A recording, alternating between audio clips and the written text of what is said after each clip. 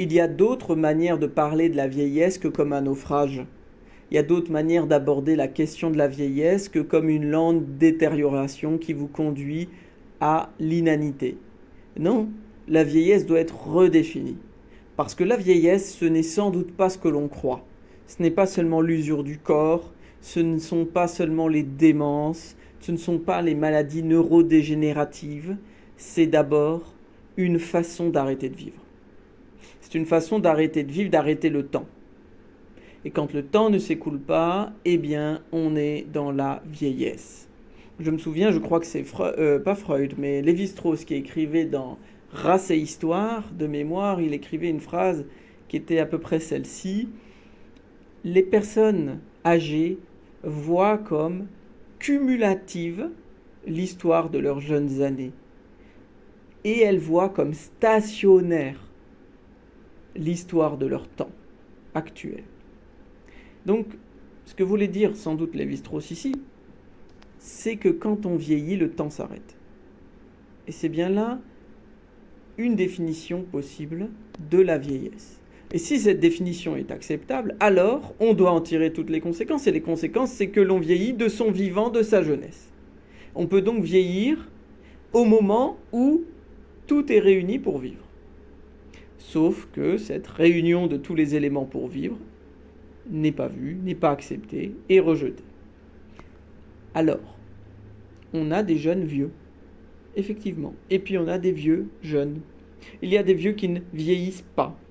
Il y a des jeunes qui vieillissent trop vite.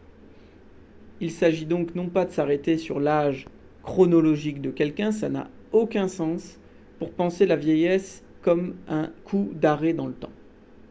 Il faut donc penser la vieillesse nonobstant l'âge du sujet. La vieillesse est une maladie qui peut être infantile. C'est une maladie adolescente. C'est une maladie des 20 ans, des 30 ans et des 100 ans pour certains. On est donc toujours proche de céder à la vieillesse. La vieillesse serait une sorte de maladie, mais d'une maladie dont le porteur a choisi de tomber malade. Il a choisi, disons inconsciemment, c'est le choix de la névrose. Ici, il serait même pas mal de proposer un terme, proposer celui de névrose de vieillissement, par exemple. Ce terme, qu'est-ce qu'il voudrait dire ? Il voudrait dire simplement qu'il est possible pour un sujet humain d'aller à l'encontre du temps, d'aller à l'encontre de sa temporalité, et de la figer, de la congeler, de l'empêcher. N'est-ce pas ce que nous disent beaucoup de personnes en disant « je ne vis pas » ou « je n'ai pas l'impression de vivre » ou alors « toutes les conditions sont réunies pour mon bonheur, je ne le suis pas du tout ». Quelle est cette fatigue à exister ? Quelle est donc cette façon si particulière de mettre un énorme coup de frein dans sa vie ?